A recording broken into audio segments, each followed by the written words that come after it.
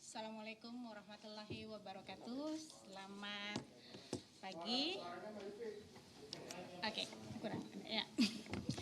Ya, selamat pagi Bapak Ibu dan rekan-rekan jurnalis yang saya hormati. Terima kasih sudah menunggu. Jadi sebagaimana telah kami informasikan ataupun konfirmasikan kepada rekan-rekan sejak pagi tadi terkait dengan kegiatan tangkap tangan yang dilakukan oleh KPK kemarin hingga hari ini, maka pada hari ini kami akan sampaikan perkembangan dari kegiatan tangkap tangan yang KPK lakukan terhadap sejumlah pihak di beberapa tempat. Sudah hadir bersama kita Ketua KPK Bapak Firly Bahuri dan juga Deputi Penindakan dan Eksekusi KPK Bapak Karyoto yang secara lengkap akan menyampaikan kepada Bapak, Ibu, dan rekan-rekan jurnalis terkait dengan perkembangan penanganan dari kegiatan tangkap tangan yang dilakukan oleh KPK. Untuk menyingkat waktu, kita akan mulai konferensi pers pagi hari ini dengan keterangan lebih lengkap yang akan disampaikan oleh Ketua KPK. Kami persilakan, Bapak.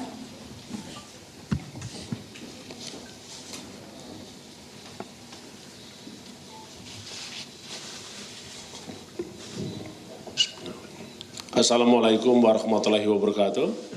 Selamat pagi, salam sejahtera untuk kita semua, salam sehat, salam anti korupsi. Salam, Om Swastiastu, Namo Buddhaya, salam kebajikan. Rekan-rekan, wartawan, jurnalis, dan segenap anak bangsa dimanapun berada yang mengikuti siaran KPK pagi hari ini dengan menggunakan berbagai saluran. Tentulah kami ingin menyampaikan permohonan maaf karena baru sekarang kami harus menyampaikan terkait dengan informasi yang akan disampaikan KPK sebagai pertanggungjawaban KPK kepada publik. Kerja-kerja KPK hari ini akan kami sampaikan lebih khusus terkait dengan dugaan tindak pidana korupsi yang terjadi di dalam pengurusan perkara di Mahkamah Agung. Lengkapnya akan saya sampaikan sebagai berikut. Sebagaimana yang pernah kami sampaikan bahwa KPK di dalam rangka penanganan dan pemberantasan tindak pidana korupsi tentulah melibatkan segenap peran andil besar seluruh anak bangsa. Dan kami juga mengucapkan terima kasih atas peran yang telah diberikan karena bagaimanapun juga suksesnya pemberantasan korupsi tergantung kepada kita semua, kepada segenap anak bangsa. Bahkan KPK tidak pernah berhenti untuk mengajak segenap elemen masyarakat, termasuk seluruh kamar-kamar kekuasaan. Kami pernah menyampaikan memberantas korupsi harus melibatkan seluruh kamar-kamar kekuasaan, baik itu legislatif, eksekutif, yudikatif, termasuk juga partai politik. Nah, hari ini kami ingin sampaikan hasil kerja KPK terkait dengan penangkapan para tersangka tindak pidana korupsi yang terkait pengurusan perkara di Mahkamah Agung. Selengkapnya sebagai berikut. Pada hari ini kami akan menyampaikan lengkap tentang dugaan tindak pidana korupsi berupa suap dalam pengurusan perkara di Mahkamah Agung. Pada kegiatan tangkap tangan, tim KPK telah mengamankan 8 orang pada hari Rabu tanggal 19 Januari 2022, jam 15.30 WIB di wilayah Jakarta dan di Semarang. Sebanyak 8 orang sebagai berikut. Yang pertama DY, PNS pada Kepanitraan Mahkamah Agung. Kedua MH, PNS pada Kepanitraan Mahkamah Agung. 3 EW, Panitra Mahkamah Agung. 4 AB, PNS Mahkamah Agung, 5 EL PNS Mahkamah Agung, 6 NA PNS Mahkamah Agung, 7 YP pengacara, 8 ES pengacara. Ada 8 ya yang udah kita tangkap kemarin. Adapun kronologis tangkap tangan sebagai berikut. Menindaklanjuti pengaduan dan laporan masyarakat, KPK meminta informasi dugaan adanya, KPK menerima informasi dugaan adanya penyerahan sejumlah uang kepada hakim atau yang mewakilinya terkait penanganan perkara di Mahkamah Agung. Rabu tanggal 21 September 2022 sekitar jam 16.00, tim KPK berdasarkan informasi tersebut bahwa telah terjadi penyerahan sejumlah uang dalam bentuk tunai dari saudara ES kepada DY sebagai representasi SD di salah satu hotel di Bekasi. Selang beberapa waktu, Kamis sekitar 01.00 dini hari, tim KPK kemudian bergerak dan mengamankan DY di rumahnya beserta uang tunai sejumlah 205.000 Singapura dolar. Secara terpisah, tim KPK juga langsung mencari dan mengamankan YP dan ES yang berada di wilayah Semarang, Jawa Tengah, guna dilakukan permintaan keterangan. Jadi ada 2 orang yang diambil di Semarang ya. Para pihak yang diamankan beserta barang bukti kemudian dibawa ke Jakarta untuk dilakukan pemeriksaan lanjutan di Gedung Merah Putih KPK. Selain itu, AB juga hadir ke Gedung Merah Putih KPK dan menyerahkan uang tunai sebesar 50 juta rupiah. Sehingga KPK telah berhasil mengamankan barang bukti berupa uang tunai sebesar 205.000 Singapura dolar dan 50 juta rupiah. Dari pengumpulan berbagai informasi disertai bahan keterangan terkait dengan dugaan tindak pidana korupsi dimaksud, KPK kemudian melakukan penyelidikan dalam upaya menemukan adanya suatu peristiwa pidana sehingga ditemukan adanya bukti permulaan yang cukup. Selanjutnya KPK meningkatkan status perkara ini ke tahap penyidikan. Berdasarkan hasil keterangan saksi dan alat bukti yang cukup, maka penyidik menetapkan sebanyak 10 orang sebagai tersangka sebagai berikut. Pertama, SD, Hakim Agung pada Mahkamah Agung Republik Indonesia. Kedua, ETP, Hakim Yudisial _Panitra Pengganti Mahkamah Agung Republik Indonesia. 3, DY, PNS pada Kemitraan Mahkamah Agung. 4, MH, PNS pada Kepanitraan Mahkamah Agung. 5, RD, PNS Mahkamah Agung. 6, AB, PNS Mahkamah Agung. 7, YP, pengacara. 8, ES, pengacara. 9, HT, swasta, debitur koperasi simpan pinjam, ED. 10, EDKS, swasta, debitur koperasi simpan pinjam, ED. Jadi ada 10 orang yang sudah kita tetapkan sebagai tersangka berdasarkan bukti yang cukup. Terkait kebutuhan penyidikan, tim penyidik KPK telah melakukan penahanan terhadap 6 orang selama 20 hari pertama terhitung tanggal 23 September 2022 sampai dengan 12 Oktober 2022. Adapun 6 tersangka yang ditahan sebagai berikut. 1, ETP ditahan di rutan KPK pada Gedung Merah Putih. 2, ED ditahan, 2, DY ditahan di rutan KPK Gedung Merah Putih. 3, MH ditahan di rutan Polres Jakarta Pusat. 4 AB ditahan di rutan Polres Jakarta Timur. 5 YP ditahan di Polres Metro Jakarta Pusat. 6 ES ditahan di rutan Polres Jakarta Metro Jakarta Pusat. KPK menghimbau dan memerintahkan berdasarkan undang-undang terhadap semua pihak yang telah ditetapkan sebagai tersangka agar hadir secara kooperatif sebagai berikut. SD, ya pertama itu SD, 2 RD, 3 EDKS, 4 HT. Cukup ya? Adapun konstruksi perkara yang diduga sebagai berikut. Diawali adanya laporan pidana dan gugatan perdata terkait dengan aktivitas dari Koperasi Simpan Pinjam ED di Pengadilan Negeri Semarang yang diajukan HT dan EDKS dengan diwakili melalui kuasa hukumnya YP dan ES.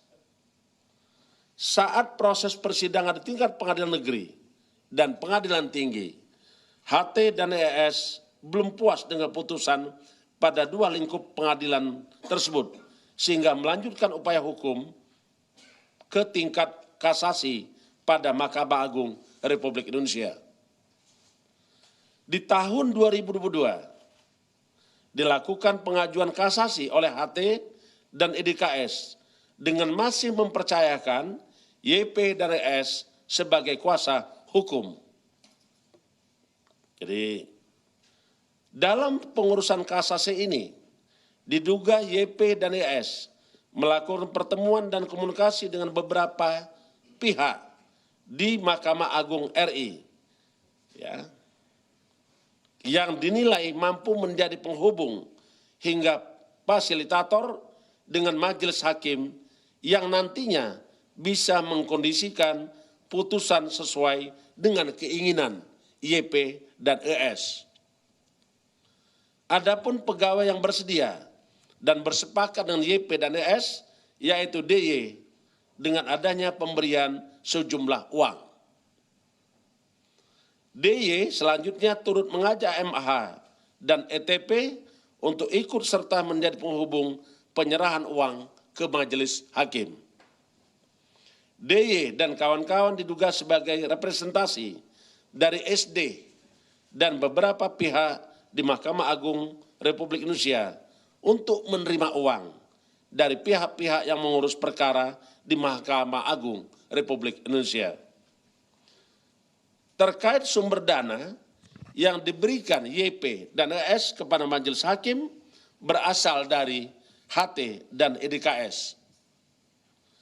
Jumlah uang yang kemudian diserahkan secara tunai oleh YP dan ES pada DY sejumlah sekitar 202.000 Singapura dolar atau setara dengan 2,2 miliar.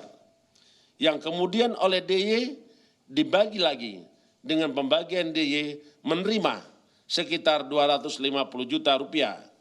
MH menerima sekitar 850 juta rupiah.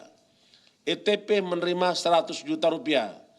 Dan saudara SD menerima sekitar 800 juta rupiah yang penerimaannya melalui saudara ETP.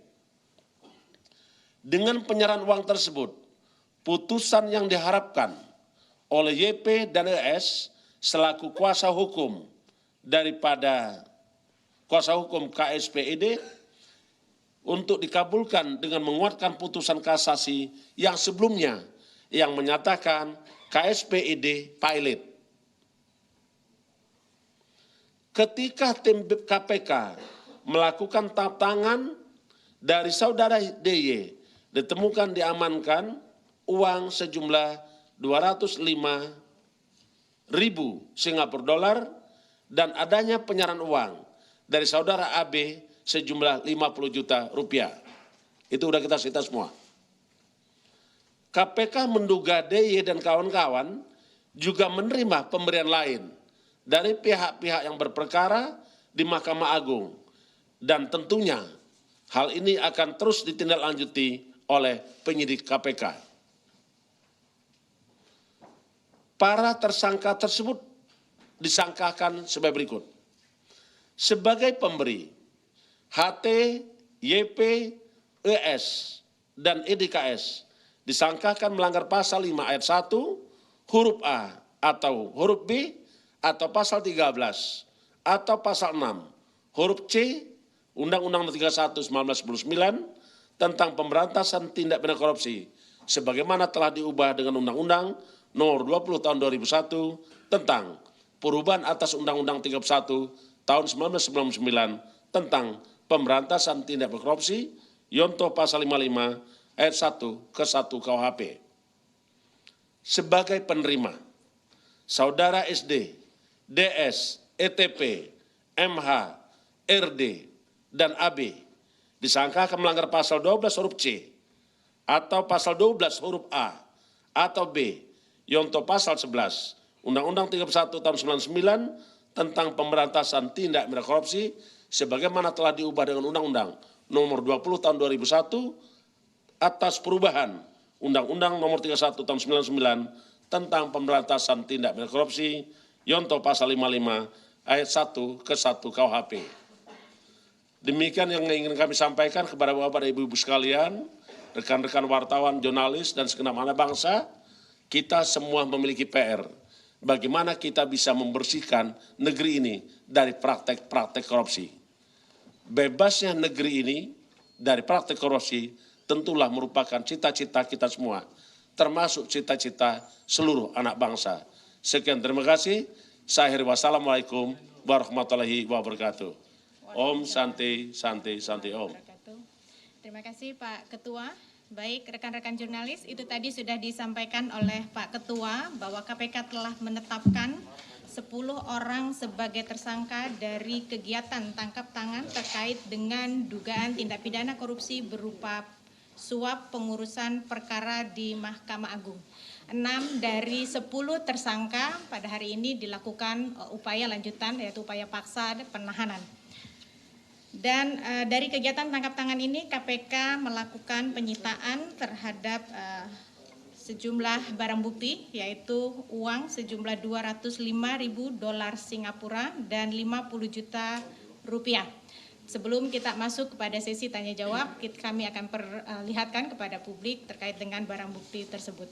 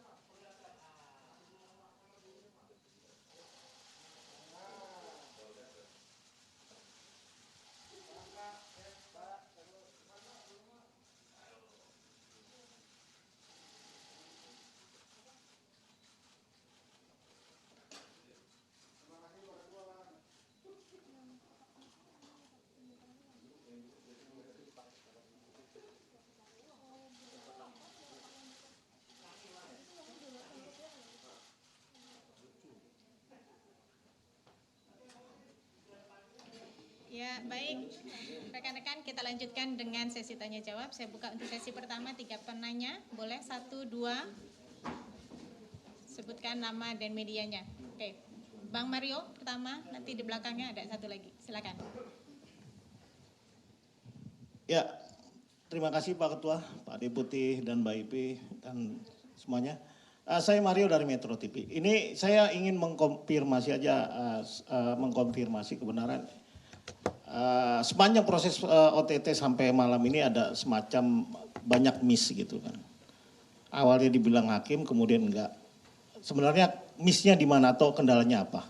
Terus kedua, ini dengan ditetapkannya tersangka Hakim Agung SD, ini apa memang ini kalau bahasa orang gaulnya bikin paham MA yang kerjanya tuh ngurangin hukuman atau vonis-vonis dari para pelaku korupsi.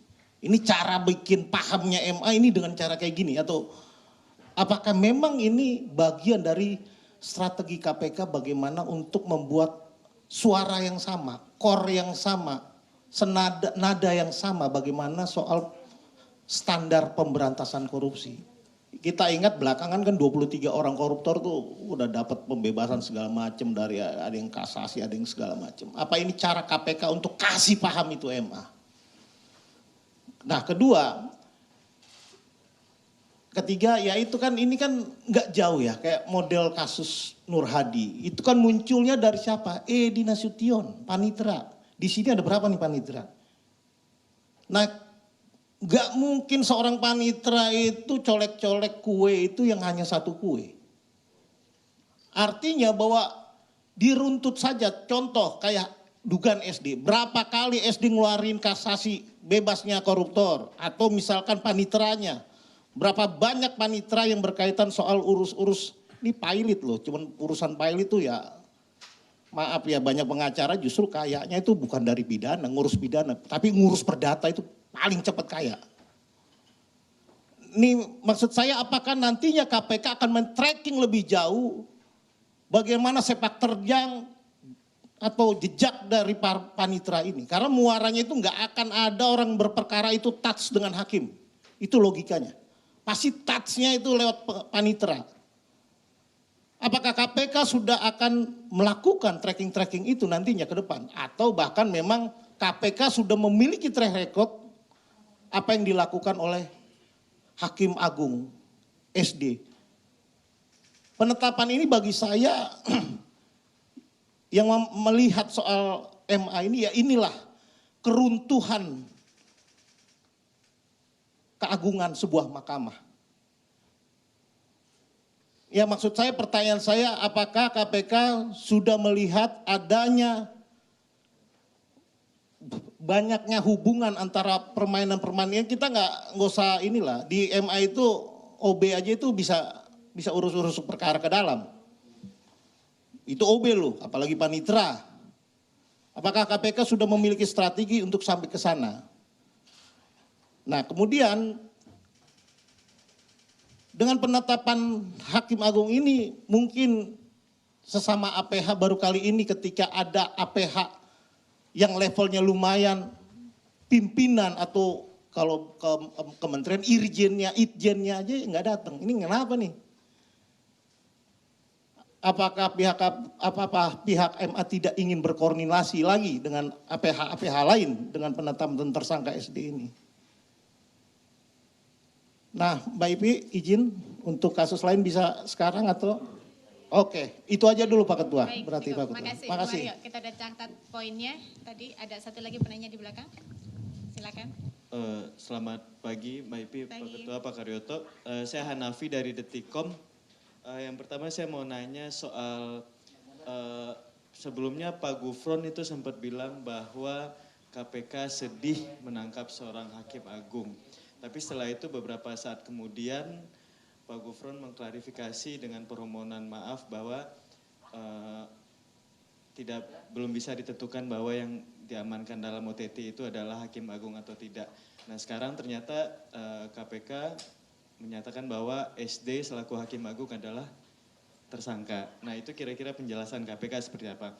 Kemudian selanjutnya terkait yang Hakim Agung SD itu, apakah dari yang jumlah 205.000 Singapura dolar itu dia sudah menikmati sebelumnya, yang dari barang bukti yang diamankan itu apakah sudah ada yang mengalir ke dia? Kemudian masih tentang SD ini, kenapa dia tidak ditangkap sekalian?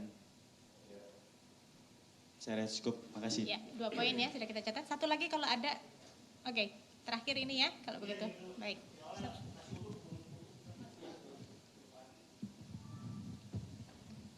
Izin Pak Ketua, saya Yogi dari Harian Kompas. Soal SD ini kan di 2013 itu sempat ramai ya isu toilet waktu itu, waktu mau calon jadi hakim agung. Apakah nanti juga akan ditelusuri ini Pak, soal dugaan waktu itu suap ke anggota Komisi 3 DPR? Iya. Kan waktu itu sempat ramai ya Pak. Ya, terima kasih.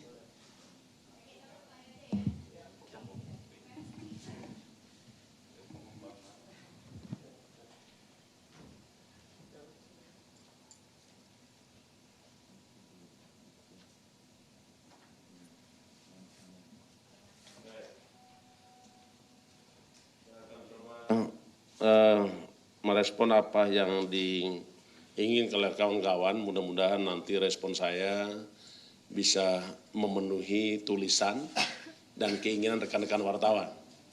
Tapi yang pasti adalah saya ingin menyampaikan dulu terima kasih atas peran serta rekan-rekan, karena rekan-rekan yang mampu, satu, distribusi informasi, kedua, mencerdaskan kehidupan bangsa. Itulah saya apresiasi dengan peran yang sangat strategis daripada rekan-rekan wartawan maupun jurnalis dan media. Baik, saya akan mulai. Nanti kalau seandainya ada hal yang kurang nanti bisa ditambahkan oleh Pak Karyoto atau nanti ditanya kembali. Yang pertama, saya ingin menjelaskan dulu bahwa pekerjaan-pekerjaan di dalam rangka penyidikan itu memang tidak gampang. Karena memang prosesnya panjang. Kita ambil dari makna apa itu penyelidikan. Penyelidikan adalah serangkaian tindakan penyelidik yang berdasarkan undang-undang dan merangka menemukan suatu peristiwa untuk ditentukan dapat atau tidaknya dinaikkan kepada penyidikan. Nanti juga di tahap penyidikan. Penyidikan adalah serangkaian tindakan penyidik berdasarkan undang-undang dan merangka mencari, mengumpulkan keterangan dan bukti-bukti. Dan dengan bukti-bukti itu membuat terangnya suatu peristiwa pidana dan menemukan tersangkanya. Jadi saya ingin merespon apa yang ditanyakan oleh Pak Mario. Sebenarnya tidak ada hal-hal yang aneh atau miss. Karena kita bekerja berdasarkan bukti permulaan cukup atau kecukupan bukti. Dan hari ini kita sudah sampaikan secara resmi. Apa hasil kerja KPK yang dipertanggungjawabkan oleh KPK kepada publik. 8 orang dibawa ke KPK, dilakukan pemeriksaan, ada alat buktinya, apakah itu keterangan saksi, apakah itu bukti petunjuk, ada yang berupa uang, ada yang berupa tadi di New English Dictionary tadi kan lihat itu. Dan perannya apa sehingga kita tetapkan ada 10 orang tersangka. Walaupun sekarang ada 6 tersangka yang sudah kita amankan dan langsung kita tahan. 4-nya kita harapkan perintahkan sebagaimana undang-undang mereka bisa hadir. Pasti kalau tidak kita akan melakukan pencarian dan kita akan lakukan penangkapan. Saya kira itu ya, yang pertama. Yang kedua, tadi rekan-rekan ingin menanyakan tentang peran masing-masing tersangka. Apakah ini sebagai pegawai negeri MA, apakah dia sebagai pengacara, lawyer, apakah juga dia sebagai panitera, hakim. Ini adalah rangkaian. Tentu satu orang melakukan perbuatan, ada perbuatan pihak lain. Karena kita memahami yang kita kenal dengan, tadi disebutkan kan, Yontoh pasal 55 kan, berarti di situ ada pelaku, ada turut serta melakukan, ada turut membantu melakukan, ada yang menyuruh melakukan. Saya kira clear itu ya. Peran hakim di mana, peran panitera di mana, peran pegawai negeri MA di mana, peran lawyernya di mana, peran debitur tadi di mana, terungkap semua. Sehingga dengan berdasarkan keterangan-keterangan dan bukti-bukti itu, kita tetapkan 10 tersangka. Clear ya Pak Mario ya? Selanjutnya, tentu kita bekerja tidak akan sampai sekarang. Masih ada proses lebih lanjut. Ya, itu akan kita dalami dan kami pastikan bahwa rekan-rekan bisa memberikan pengawasan kepada KPK dan minta KPK menyampaikan hasil kerjanya. Tadi ada 4 orang yang belum kita tangkap, belum ditahan, nanti ditagih aja Pak. Ya, ditanyakan, diingatkan kepada kita. Yang berikutnya tadi juga ada merespon tentang pernyataan. Sekali lagi saya ingin katakan, dengan adanya press conference sekarang, kita sudah uraikan apa itu perbuatan, apa itu peristiwa, apa itu sifat melawan hukumnya, apa buktinya, sudah sangat jelas itu konstruksi perkaranya maupun konstruksi pasal-pasal dilanggar. Siapa saksi, siapa tersangka, sudah kita gambarkan semua. Jadi saya tidak ingin lebih panjang. Bagi yang belum ditangkap, tadi disebutkan ya, ada 4 orang, segera kita tangkap. Tapi tentu sebagai warga negara yang baik, saya kira dia tahu diumumkan sekarang, nah besok berduyun-duyun ramai datang semua. Ya, kalau enggak ya kita cari. Itu tugasnya kita dan tugasnya rekan-rekan semua. Ya. Kalau identitasnya kita sudah tahu semua. Ya. Termasuk fotonya pun kita sudah punya juga. Nah, kawan-kawan masih sudah buka kan? Sudah buka kan? Sudah searching pasti kan? SD ini siapa gitu kan? Terus bersama siapa lagi dia majelisnya gitu kan? Pasti udah dicari kok. Oke, kita akan dalami nanti lebih lanjut. Yang selanjutnya, merespon pertanyaan terakhir, tadi bagaimana dengan peran panitia seleksi di Komisi 3 terhadap pemilihan Hakim Agung. Sebagaimana yang pernah saya sampaikan bahwa pemberantasan korupsi ini menuntut peran setiap pemangku kepentingan, setiap anak bangsa, setiap kamar kekuasaan. Hari ini kita menindaklanjuti laporan dan pengaduan masyarakat terkait dengan dugaan korupsi yang terkait dengan berupa suap atas pengurusan perkara di Mahkamah Agung. Hakimnya dipilih oleh Komisi 3 DPR RI. Tentu kita juga ingin melihat karena pemberantasan korupsi itu harus melibatkan semua kamar kekuasaan. Mari kita bersih-bersih semua. Ya, legislatif, eksekutif, yudikatif, partai politik harus bersih dari praktek-praktek korupsi. Saya kira itu dari saya. Cukup Mbak Ivi ya? Saya kira sudah terjawab semua. Baik. Mungkin ada yang ingin ditambahkan Pak Karyato? Cukup juga, oke. Baik, rekan jurnalis yang saya hormati, saya kira demikian sudah disampaikan semua secara lengkap oleh pimpinan KPK, Pak Firly Bahuri. Sekali lagi, dari kegiatan tangkap tangan yang KPK lakukan mulai hari Rabu tanggal 21 September 2022 sekitar pukul 15.30 WIB di beberapa wilayah di Jakarta dan Semarang, KPK telah menetapkan 10 orang sebagai tersangka dan 6 diantaranya dilakukan upaya paksa penahanan mulai hari ini dan kepada 4 tersangka lainnya KPK mengimbau untuk bersikap kooperatif datang memenuhi panggilan penyidik. Demikian kami sampaikan. Terima kasih atas perhatian rekan-rekan. Wassalamualaikum warahmatullahi wabarakatuh.